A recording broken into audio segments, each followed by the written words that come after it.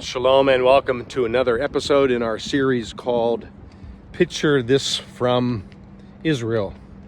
Today we're actually climbing to the top of Tel Azaka, and we're going to try to picture the story of David and Goliath as they battled together in the valley called Elah. Now we have already done a video from Sokoh, or Sokoh, as we can also pronounce it, about the battle that took place between the Israelites and the Philistines. But today we're climbing this Tel of Azaka. It's a rich site with a lot of archaeology, and it'll give us another perspective of the Elah Valley below.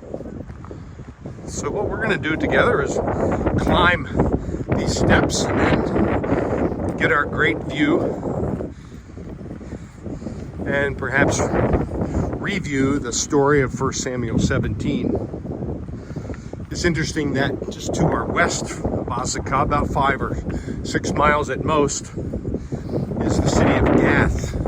It's actually in that direction there. Trees are hiding the site. That was the hometown of Goliath, this tall giant who was either 9 feet 6 or, according to the Greek version of the Hebrew Bible, 6 feet 6. Either way, he was tall and formidable. And as the story unfolds, the Philistines camp on one side of the valley and the Israelites on the other side of the valley. We'll get a good view of the potential battlefield once we get to the top of this tell. Let's continue on.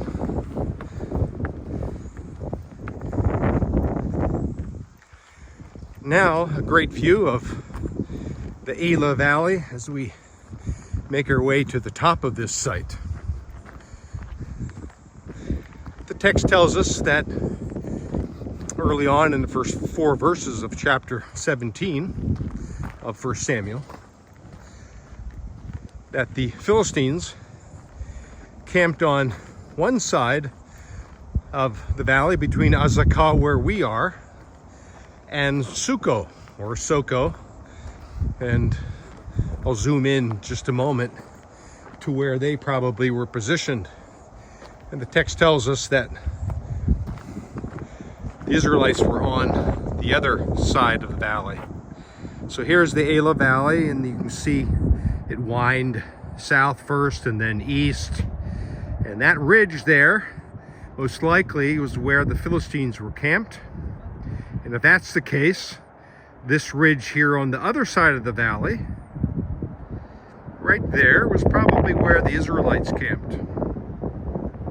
And what happens in the story is that David comes from Bethlehem, which is high on the hills there in the distance, and he comes and rescues the day. The text is really a great example of how David trusted God, and with a stone and a sling, he killed the giant.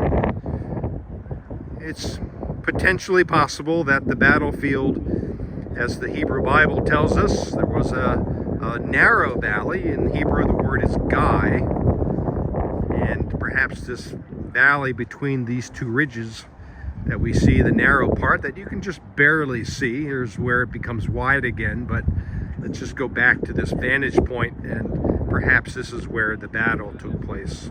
We can picture David and Goliath down below us as God intervenes and Goliath is killed and the Philistines are chased back to Gath and Ekron. It's a wonderful story of trust in God's intervention.